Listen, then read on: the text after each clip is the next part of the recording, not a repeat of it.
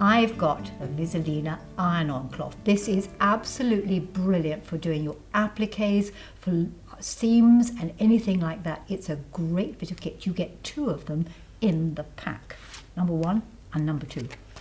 Before you start, it'll pay you to wet it, so it needs damping. Now pop it in water and just soak it in water and then squeeze it out. So damp it into the water, squidge it around a bit, take it out, squeeze it out. Once you've damped it, you will realize it goes to almost transparent. You can see through it. So if you're using it over appliques, you'll be able to see exactly where the applique is and that it hasn't moved. Once it's been damped, open it out. Now the great thing about this is it will give you an even distribution of steam across your applique. So it'll press it down beautifully flat.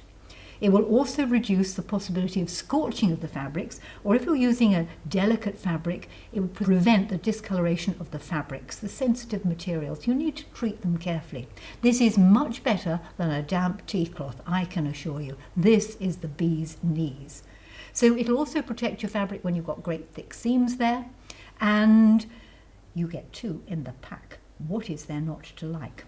So I have a hexagonal cut out from Deckerville, which has a fusible side. Check you got the fusible side up. Lay the piece of work you wish to fuse onto it on top.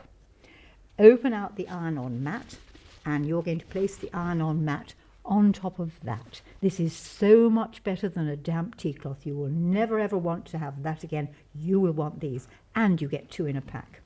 The iron is set at between 2 to 3 dots, and you simply place the iron on top, and for about 15 seconds hold it there, and then move it and hold it there again. The heat of the iron will bond the layers together, and the steam that's produced will make everything sit beautifully evenly.